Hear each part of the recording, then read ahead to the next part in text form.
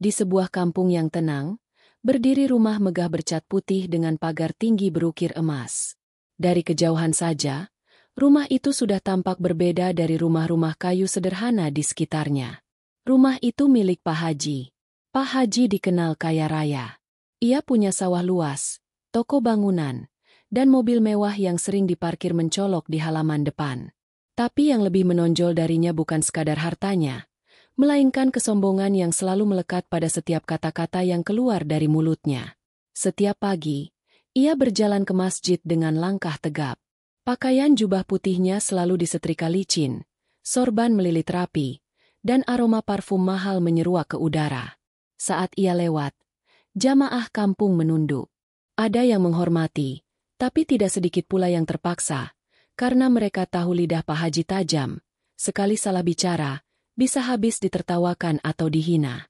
Orang kampung ini kalau sholat saja masih pakai sarung sobek. Ucapnya pernah suatu pagi sambil terkekeh di teras masjid. Lihatlah sandal kalian, sudah jebol. Bagaimana mau masuk surga kalau tampilan saja memalukan? Beberapa jamaah yang mendengar hanya bisa saling pandang.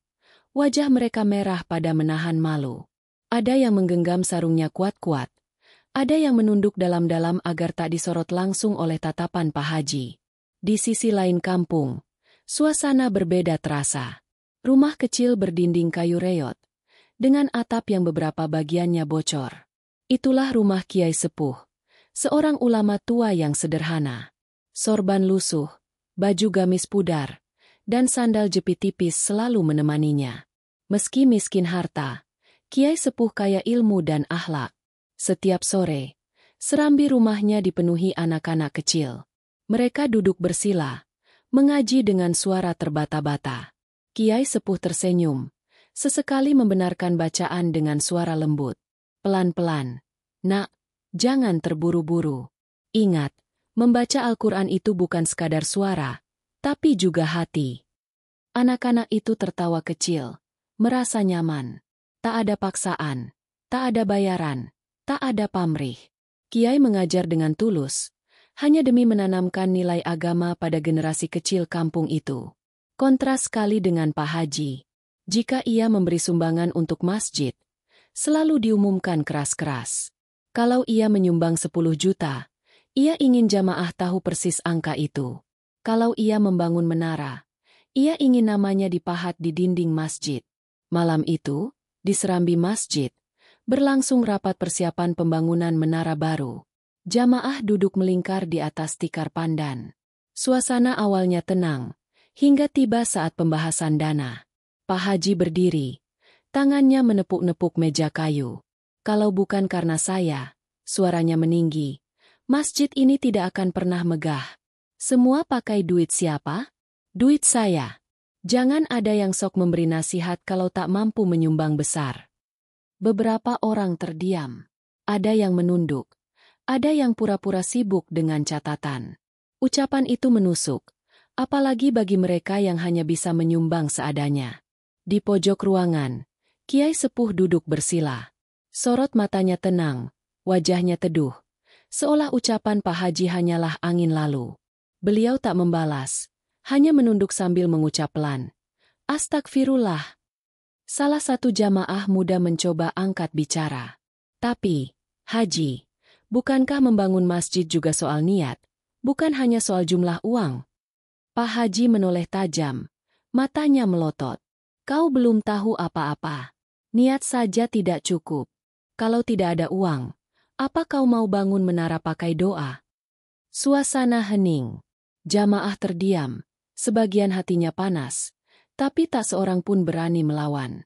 Semua tahu, sekali melawan Pak Haji, bisa-bisa dicap musuh atau diasingkan. Di saat itu, Kiai Sepuh menarik napas panjang. Beliau menoleh pada jamaah muda itu, lalu menepuk bahunya pelan, seolah berkata, "Sabar, nak. Biarkan waktu yang berbicara." Tak ada bantahan, tak ada perdebatan. Tapi bibit konflik sudah tertanam. Kesombongan Pak Haji dan kesederhanaan Kiai Sepuh mulai berada di jalan yang sama, jalan menuju benturan besar. Sejak malam rapat itu, bisik-bisik warga kampung makin ramai. Di warung kopi, Di sawah, bahkan di jalan menuju masjid, nama Pak Haji dan Kiai Sepuh selalu jadi bahan pembicaraan. Pak Haji itu kalau bicara memang suka menusuk, kata seorang bapak sambil menyeruput kopi panas. Tapi ya gimana? Dia paling banyak nyumbang. Tanpa dia, mungkin masjid nggak akan sebagus sekarang. Timpal yang lain, setengah membela. Namun ada pula yang menggeleng. Nyumbang itu ibadah, bukan pamer. Kalau cuma untuk dipuji, apa bedanya dengan orang dagang? Obrolan-obrolan seperti itu menyebar cepat. Tapi tak seorang pun berani mengucapkannya langsung di depan Pak Haji. Semua tahu, lidahnya bisa lebih tajam dari parang. Di sisi lain, Kiai Sepuh tetap menjalani hari-harinya seperti biasa. Beliau tak ambil pusing soal hinaan atau cibiran. Setiap subuh, ia datang lebih dulu ke masjid, menyapu lantai dengan sapu lidi, menyalakan lampu, lalu duduk bersila di pojok, berzikir dengan tenang. Pernah suatu pagi, Pak Haji masuk masjid dan melihat Kiai sedang membersihkan lantai. Bukannya ikut membantu, ia justru tersenyum sinis. Kasihannya, umur sudah tua masih saja jadi tukang sapu masjid. Kalau rajin menabung sejak muda, mungkin sekarang bisa bayar orang. Beberapa jamaah yang mendengar merasa hatinya panas. Tapi Kiai Sepuh hanya tersenyum. Membersihkan rumah Allah itu bukan pekerjaan rendah, Haji. Justru yang rendah itu hati yang sombong. Suasana hening. Jamaah menahan napas. Mereka menunggu reaksi Pak Haji. Dan benar saja, wajah Pak Haji memerah. Ia merasa harga dirinya dipermalukan. Jangan menggurui saya, Kiai. Suaranya meninggi. Ilmu tanpa uang itu tak ada gunanya. Orang miskin bicara agama. Siapa yang mau mendengar? Beberapa jamaah terbelalak. Ucapan itu jelas keterlaluan. Ada yang menutup wajahnya, ada pula yang menunduk, malu mendengar kata-kata kasar keluar di dalam masjid. Seorang pemuda, bernama Rahman, memberanikan diri bicara. Pak Haji, jangan begitu. Semua orang berhak bicara tentang agama. Justru Kiai Sepuh yang banyak mengajarkan kami tentang Al-Quran. Pak Haji menoleh cepat, menatap Rahman dengan mata menyala. Kau anak kemarin sore berani membantah aku?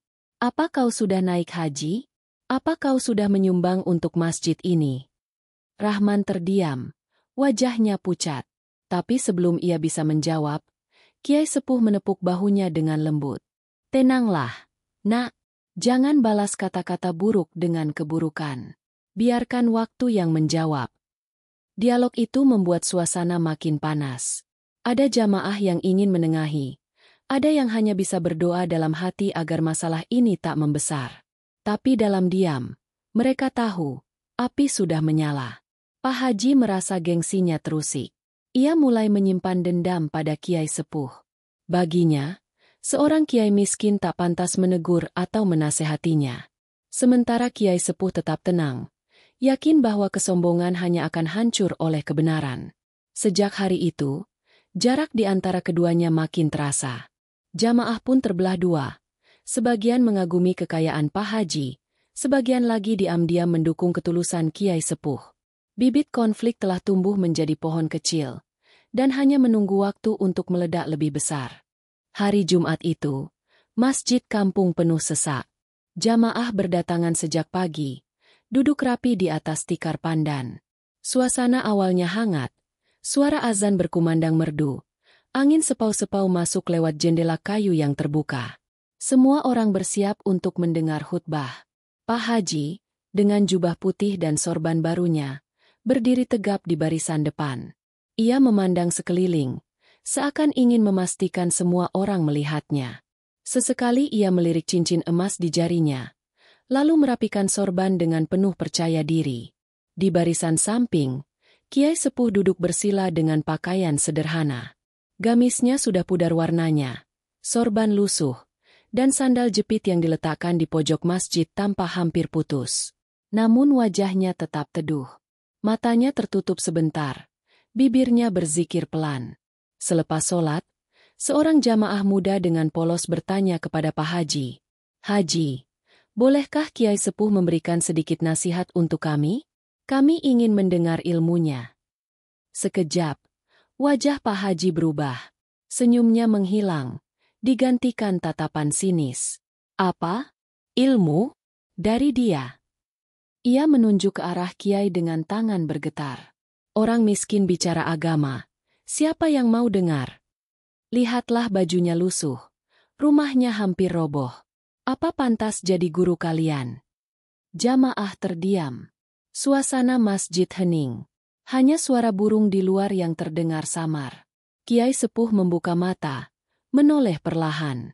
Bibirnya tersenyum kecil, matanya teduh. Pak Haji, ilmu bukan dilihat dari harta. Nabi pun pernah tidur di atas tikar kasar, tapi ilmunya menerangi dunia. Jawaban itu membuat sebagian jamaah menahan napas. Ada yang menatap kagum, ada yang takut melihat wajah Pak Haji memerah. Pak Haji tak terima. Ia melangkah maju. Suaranya membahana. Jangan samakan dirimu dengan Nabi. Kau bukan siapa-siapa. Orang sepertimu hanya bisa mengajar anak-anak kecil karena tak sanggup bicara di depan orang besar. Beberapa jamaah spontan memprotes. Haji, jangan begitu. Itu berlebihan. Tolong jaga ucapan. Ini di rumah Allah. Tapi Pak Haji tetap melanjutkan. Kini dengan nada merendahkan seluruh jamaah. Kalian ini bodoh kalau mau dengar ceramah dari orang miskin. Orang miskin tak punya wibawa. Bagaimana mau menuntun umat kalau perutnya sendiri tak terisi? Rahman, pemuda yang sebelumnya pernah dibentak, berdiri lagi. Haji, jangan menghina orang tua sepuh yang ilmunya lebih tinggi dari kita semua. Kau boleh kaya, tapi belum tentu mulia. Suasana makin panas. Jamaah bergemuruh. Ada yang mencoba menenangkan, ada yang mulai berani mendukung Rahman. Kiai sepuh tetap diam. Tangannya menggenggam tasbih, matanya menatap lantai. Ia tak membalas sedikit pun hinaan itu. Tapi ketenangan itulah yang membuat Pak Haji makin geram. Kau pura-pura sabar, Kiai? Itu bukan kesabaran. Itu kelemahan. Orang miskin seperti kau hanya bisa diam. Suasana masjid bergemuruh. Beberapa jamaah menutup wajah. Ada yang menitikkan air mata melihat Kiai dihina seperti itu. Tapi di balik hinaan yang bertubi-tubi, senyum Kiai justru semakin dalam. Ia membiarkan kata-kata itu jatuh, seolah tahu bahwa semua itu kelak akan berbalik pada yang mengucapkannya. Dan sejak hari itu, api kesombongan Pak Haji benar-benar membara. Ia merasa dirinya yang paling benar, paling berhak bicara, dan tak ada yang pantas menandingi wibawanya, terutama Kiai sepuh. Tapi warga mulai sadar, siapa yang sebenarnya membawa cahaya, dan siapa yang hanya menyebarkan bayangan gelap. Hari-hari setelah penghinaan di masjid terasa berat bagi warga kampung. Bisik-bisik tak pernah berhenti terdengar. Di warung kopi, di sawah, bahkan di jalanan, orang-orang membicarakan insiden itu. Kasihan Kiai sepuh, dihina begitu di depan umum. Bisik seorang ibu pada tetangganya sambil menjemur pakaian. Tapi beliau tetap sabar, tidak marah sedikit pun. Jawab tetangganya dengan kagum. Ya Allah, semoga Allah angkat derajat orang yang sabar. Tambah seorang nenek sambil menitikkan air mata. Sementara itu, Pak Haji malah makin menjadi-jadi. Ia merasa semakin berkuasa. Di setiap kesempatan, ia selalu menyindir. Ilmu tanpa harta. Apa gunanya? Orang miskin hanya bisa bicara, tapi tak bisa berbuat. Ucapannya berulang-ulang ia lontarkan, seolah ingin menegaskan bahwa dirinya lebih mulia karena kekayaan. Namun Kiai sepuh tidak bergeming. Ia tetap mengajar anak-anak mengaji di serambi rumah reotnya. Sambil duduk di atas tikar usang, ia mengulang-ulang ayat tentang kesabaran. Innallaha ma'as syabirin. Sesungguhnya Allah bersama orang-orang yang sabar. Anak-anak itu menatapnya dengan mata polos. Kiai, kenapa orang menghina Kiai? Apa Kiai tidak marah? Tanya seorang bocah. Kiai tersenyum, mengusap kepala anak itu. Kalau kita dibalas dengan keburukan, lalu kita membalas lagi dengan keburukan, dunia tidak akan pernah damai. Nak, orang yang benar-benar kuat bukan yang bisa membalas, tapi yang bisa menahan diri. Jawaban itu membuat anak-anak terdiam, lalu mengangguk kecil. Mereka tidak sepenuhnya mengerti, tapi mereka merasakan ketenangan dari wajah tua kiai yang bercahaya. Namun, diam-diam, beberapa jamaah dewasa mulai resah. Rahman, pemuda yang dulu berani membela, duduk termenung di teras rumahnya. Ia bicara pada ayahnya. "Ayah, sampai kapan kita diam?" Pak Haji semakin sombong. "Kalau dibiarkan, banyak orang bisa salah jalan." Ayahnya menepuk bahu Rahman. "Sabar, Nak. Jangan terburu-buru. Kiai sepuh tahu apa yang beliau lakukan. Percayalah, kebenaran tak butuh teriak. Ia akan muncul dengan sendirinya." Malam itu, di masjid, Kiai sepuh datang lebih awal. Ia menyalakan lampu, menyapu tikar, lalu duduk berzikir. Tak lama, Pak Haji masuk dengan langkah berat. Sorban barunya menjuntai. Cincin emas berkilau di jarinya. Ia melihat Kiai sedang membersihkan masjid, lalu tertawa kecil. "Sudah tua, masih saja seperti tukang kebersihan. Kalau saya, cukup panggil orang dengan bayaran 100.000. Masjid sudah bersih tanpa harus kotor tangan." Beberapa jamaah yang sudah datang lebih dulu terperanjat. Mereka menunduk, tak berani bicara. Tapi hati mereka sakit mendengar kalimat itu. Kiai hanya tersenyum, lalu menjawab pelan. "Haji, membersihkan rumah Allah bukan pekerjaan hina. Justru itu kemuliaan. Tangan yang kotor demi masjid, insya Allah lebih mulia daripada tangan yang hanya menunjuk dengan kesombongan." Suasana masjid hening. Kata-kata itu lembut, tapi menohok. Beberapa jamaah menahan senyum, sebagian lagi menunduk, takut Pak Haji marah. Benar saja. Wajah Pak Haji memerah. Ia menahan diri, tapi dalam hatinya api amarah berkobar. Ia merasa terus dipermalukan meski Kiai tak pernah meninggikan suara. Dan sejak saat itu, dendamnya pada Kiai semakin dalam. Namun di sisi lain, jamaah mulai berpihak. Meski dalam diam, mereka melihat siapa yang benar-benar ikhlas, dan siapa yang penuh ria. Kesabaran Kiai yang tak tergoyahkan perlahan menjadi senjata paling tajam, senjata yang tak terlihat, tapi kelak akan mengguncang kesombongan Pak Haji habis-habisan. Suatu sore, kabar besar menyebar cepat di kampung. Pengurus masjid memutuskan untuk mengadakan pengajian akbar dalam rangka memperingati Maulid Nabi. Jamaah dari kampung-kampung sekitar diundang, dan seluruh warga bersiap menyambut tamu. Keputusan yang mengejutkan pun diumumkan. Kiai sepuh diminta memberi ceramah utama. Begitu kabar itu sampai ke telinga Pak Haji, wajahnya langsung menegang. Tangannya mengepal, nadinya berdenyut. Apa? Mereka memilih kiai itu. Seorang miskin, ceramah di depan orang banyak, itu akan mempermalukan kampung kita. Di ruang tamunya yang megah, Pak Haji berjalan mondar-mandir. Ia merasa gengsinya diinjak. Bagaimana bisa ia, seorang yang kaya dan dihormati, kalah oleh kiai tua berpakaian lusuh? Tidak. Aku harus hadir. Aku akan pastikan orang-orang tahu siapa dia sebenarnya. Gumamnya, penuh dendam. Hari pengajian pun tiba. Lapangan depan masjid dipenuhi tikar. Lampu petromax dipasang di setiap sudut. Dan warga berbondong-bondong datang.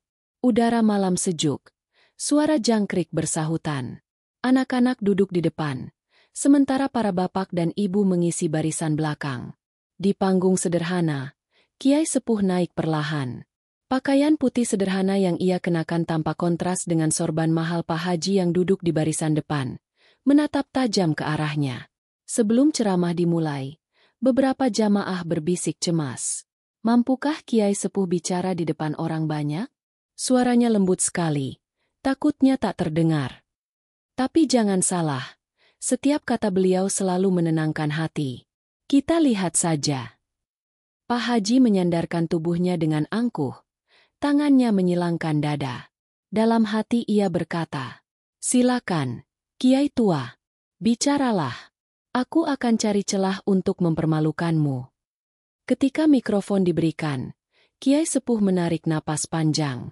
Suaranya lirih tapi tegas, dan entah bagaimana, semua orang hening mendengarnya. "Saudara-saudaraku, malam ini kita berkumpul bukan untuk memuji siapapun, Bukan untuk mengukur harta siapa yang paling banyak, tapi untuk mengenang sosok Nabi yang penuh kasih, rendah hati, dan sabar. Kalimat sederhana itu membuat beberapa jamaah tertegun. Ada yang menunduk, ada yang menitikkan air mata. Pak Haji gelisah. Ia tak menyangka suara kiai yang lemah bisa mengguncang hati banyak orang. Ia berdehem keras, mencoba mengalihkan perhatian. HM, HM. Tapi jamaah tetap fokus mendengar kiai. Kiai sepuh melanjutkan, suaranya semakin mantap. Nabi kita pernah berkata, tidak akan masuk surga orang yang di dalam hatinya ada kesombongan walau seberat biji sawi. Maka hati-hati, saudaraku, bukan harta yang mengangkat derajat kita, melainkan akhlak.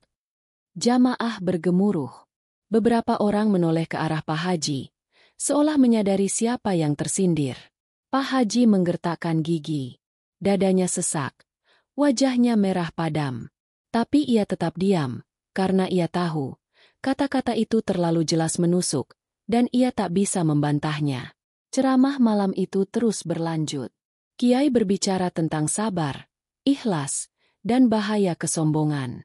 Setiap kalimat terasa seperti cahaya yang menyinari hati jamaah. Di balik panggung, seorang pengurus masjid berbisik ke Rahman. Lihatlah, nak, ilmu itu tak butuh pakaian indah atau harta melimpah. Kalau keluar dari hati, ia akan sampai ke hati. Rahman mengangguk. Matanya berkaca-kaca. Ia tahu, malam itu bukan sekadar pengajian. Malam itu adalah awal dari terbukanya kebenaran yang selama ini disembunyikan kesombongan Pak Haji. Malam itu, lapangan masjid sunyi. Semua jamaah terdiam, hanyut dalam ceramah kiai sepuh. Suaranya lembut, tapi setiap kata terasa menghunjam dada. Saudara-saudaraku, ucap kiai dengan mata berkaca-kaca. Rasulullah adalah pemimpin umat, tapi beliau tidur di atas tikar kasar. Beliau bisa memilih hidup mewah, tapi beliau lebih memilih kesederhanaan. Karena kemuliaan tidak diukur dari harta, melainkan dari hati. Jamaah bergemuruh. Beberapa menutup wajah. Ada yang menangis. Ada pula yang mengangguk-angguk. Seolah hati mereka dibangunkan dari tidur panjang. Di barisan depan, Pak Haji duduk gelisah. Wajahnya merah padam. Ia merasa setiap kalimat itu diarahkan padanya. Tangan kirinya menggenggam sorban erat-erat. Tangan kanannya menepuk-nepuk lutut. Tanda kesabaran yang mulai habis. Akhirnya, ia tak tahan lagi. Ia berdiri tiba-tiba, membuat jamaah terkejut. Cukup, cukup sudah omonganmu, Kiai tua, teriaknya lantang. Suasana mendadak hening. Semua mata menoleh ke arahnya. Rahman, pemuda yang sejak awal mendukung Kiai, ikut berdiri. Haji, tolong duduk. Jangan memutus ceramah, katanya dengan suara bergetar. Namun Pak Haji menunjuk langsung ke arah Kiai. Kau bicara seolah kau paling tahu agama. Padahal apa yang kau punya? Harta? Tidak. Kedudukan? Tidak. Kau hanya orang miskin yang pura-pura suci. Jamaah terperangah. Suara bisik-bisik mulai terdengar. Ada yang menutup mulut. Ada yang beristighfar pelan. Kiai sepuh tetap duduk di kursinya. Tak sedikit pun goyah. Wajahnya tenang. Seolah sudah tahu semua ini akan terjadi. Haji, ucapnya lembut. Aku hanya menyampaikan apa yang diajarkan Nabi. Jika kau marah, mungkin bukan karena aku, tapi karena hatimu menolak kebenaran. Kalimat itu seperti panah. Jamaah terdiam. Lalu beberapa mulai menitikkan air mata. Pak Haji semakin tersulut. Ia melangkah maju, berdiri tepat di depan panggung. Suaranya menggema. Jangan sok bijak di hadapanku. Kalau bukan karena uangku, masjid ini tak akan berdiri megah. Apa sumbanganmu? Apa jasamu? Jamaah mulai bersuara. Masjid bukan milik satu orang, Haji. Jangan sombong, semua rezeki dari Allah. Pak Haji menoleh. Matanya membara. Diam kalian. Kalian tidak tahu apa-apa. Di tengah hiruk-pikuk itu, Kiai berdiri perlahan. Tubuh renta itu tegak. Sorban lusuhnya tampak sederhana, tapi auranya begitu kuat. Suaranya tenang, namun mengguncang. Benar, Haji. Masjid ini berdiri dengan uangmu.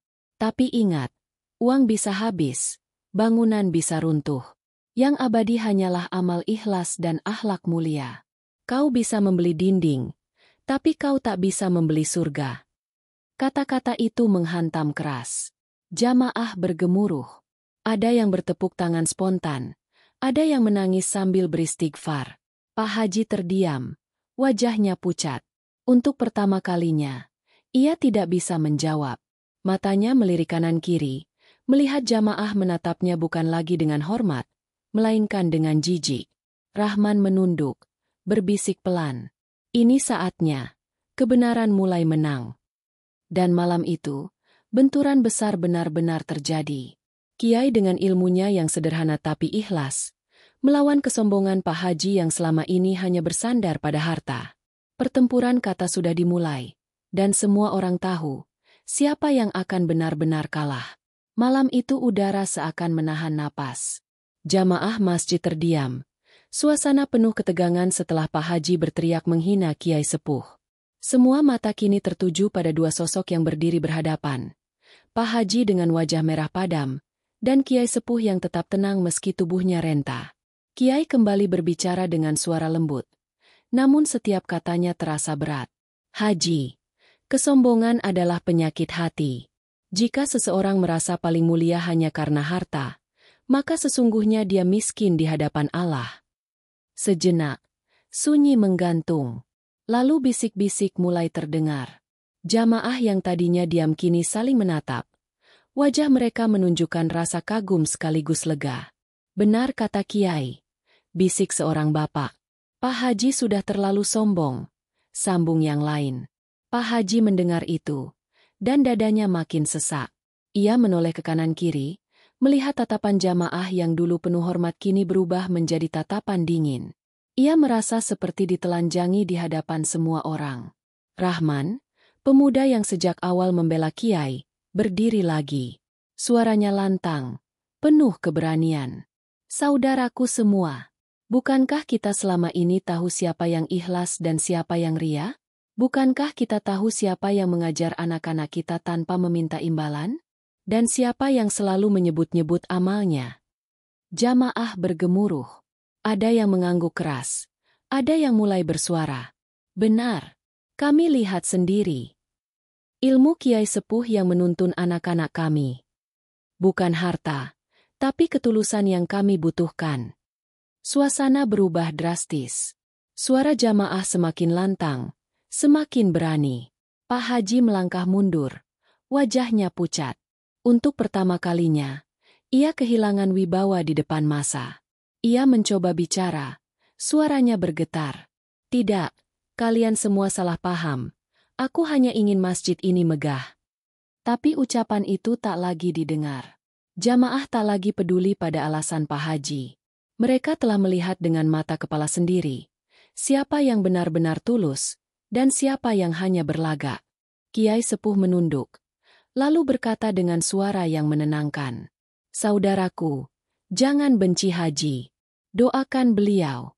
Semoga Allah lembutkan hatinya. Karena sesungguhnya, hati yang keras hanya bisa dilunakkan oleh doa dan sabar. Tangis terdengar dari barisan belakang. Seorang ibu mengusap matanya. Seorang bapak menunduk sambil mengucap astagfirullah. Malam itu, banyak hati jamaah yang luluh. Sementara Pak Haji berdiri kaku. Kata-kata Kiai yang penuh kasih itu justru menghantam lebih keras daripada hinaan. Ia merasa kerdil. Ia merasa kosong. Sorban putih di kepalanya seolah tak lagi punya arti. Mobil mewah, rumah besar. Bahkan gelar hajinya seolah tidak bisa menutupi rasa malu yang kini melilitnya. Rahman menoleh ke jamaah, lalu berkata lantang, "Mari kita ikuti ajaran Kiai. Mulai malam ini, kita belajar bersama. Kita bangun masjid bukan hanya dengan uang, tapi dengan keikhlasan." Jamaah berteriak serempak, "Allahu Akbar! Allahu Akbar!" Suara takbir bergema, mengguncang malam. Pak Haji semakin tersudut. Ia menunduk dalam, tubuhnya bergetar. Untuk pertama kalinya, Ia merasa benar-benar sendirian. Semua hormat palsu yang selama ini ia banggakan runtuh dalam satu malam. Malam itu menjadi saksi, bagaimana kesombongan tumbang di hadapan ilmu dan keikhlasan. Takbir jamaah masih bergema malam itu. Suara Allahu Akbar terdengar lantang, seolah mengguncang langit kampung yang sunyi. Semua orang berdiri, sebagian menangis, sebagian lagi menatap ke arah Kiai Sepuh dengan rasa hormat yang baru.